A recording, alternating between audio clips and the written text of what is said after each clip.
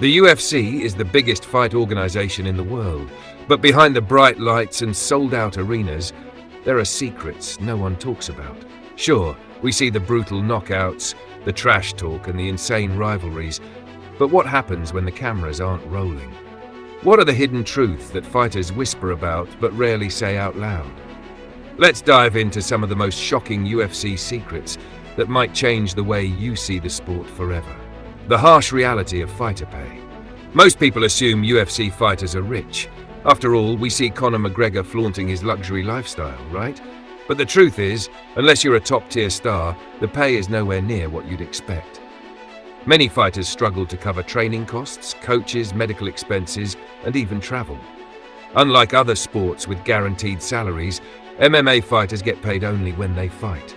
If they're injured or unbooked for months, they make nothing. The UFC, meanwhile, continues to rake in billions. The brutality of weight cutting. If you think the fights are brutal, you should see what fighters go through before stepping into the cage.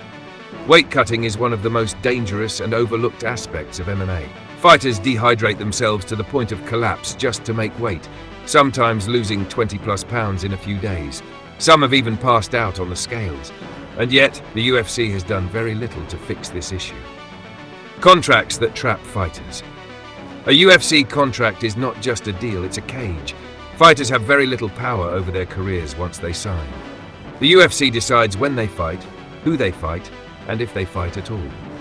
If a fighter wants to leave, legal battles await. Many fighters have been forced to sit out for years because they refused to take certain fights or demanded better pay. The hidden politics of matchmaking.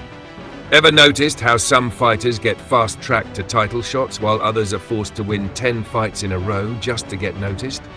The UFC is a business first, sport second. If a fighter is marketable and sells tickets, they get opportunities.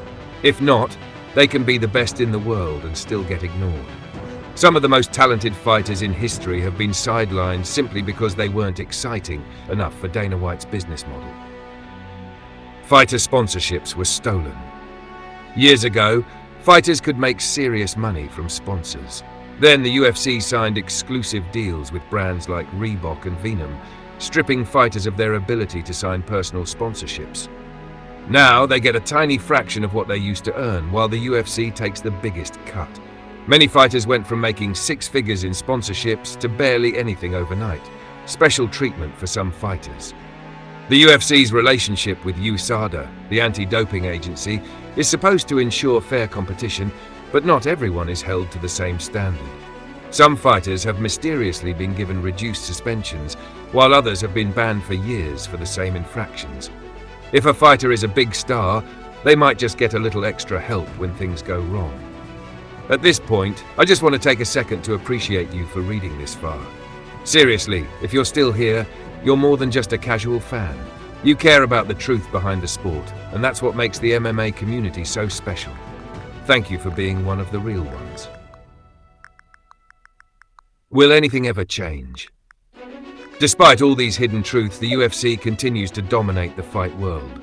The events get bigger, the knockouts get crazier, and the hype never stops. But now that you know what goes on behind the scenes, you might start watching fights a little differently. The real question is, will fighters ever get the respect, pay, and freedom they truly deserve? Or will the UFC always keep its secrets hidden in plain sight?